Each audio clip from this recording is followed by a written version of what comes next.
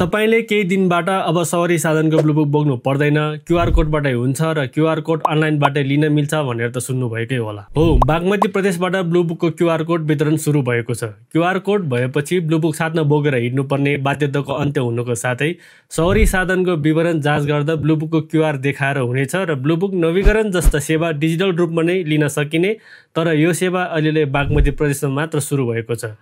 आशा गरौँ सबै प्रदेशमा चाँडै नै सुरु हुनेछ। अब जानौँ ब्लू बुकको क्यूआर कोड कसरी लिने त। सर्वप्रथम त बागमती प्रदेश सरकारको यो माथिको वेबसाइटमा जानुहोस्। अब यो पेज खुलेपछि ब्लू बुक क्यूआर अनुरोध गर्ने तरिकाहरू देख्नुहुनेछ। दाहिनेतर्फ लगइन गर्नको लागि मोबाइल नम्बर राख्ने र मुनि रिक्याप राख्नुहोस् र व्यक्तिगत भए व्यक्तिगत र कम्पनी संस्थाको भए कम्पनी संस्थामा क्लिक गरेर लगइन गर्नुहोस्। अब तपाईको मोबाइलमा ओटिपी प्राप्त हुनुपर्नेछ, तर मैले यो भिडियो बनाउँदै गर्दा चाहिँ प्रविधिक कारण वा सिस्टम खराबी के भएर हो ओटिपी कोड चाहिँ तोकेको समयभित्र आएन, कहिले समथिङ वेन्ट रङ भनेर वाकै बनाएको भएर मैले चाहिँ के कसरी गर्ने सरल मात्र भन्न गइरहेको छु। अब तपाईको ओटिपी तोकेको समयभित्र पाउनुभयो भने ओटिपी हालेर भेरिफाई गर्नु भएपछि तपाईँ आवेदन फारम पेजमा सवारी साधनको विवरण, सवारी धनी विवरण र अन्य आवश्यक विवरण सही विवरण सहित भर्नुहोस् र आवश्यक कागजातहरू स्क्यान वा फोटो खिचेर अपलोड गर्नुहोस्। भरेको आवेदन ठिक छ छैन राम्रोसँग हेर्नुहोस्। आवेदन अनलाइन भए पनि ब्लू बुक र सवारी धनी प्रमाणित गर्न यातायात कार्यालय जानै पर्छ, त्यसैले जाने मिति बुक गर्नुहोस्।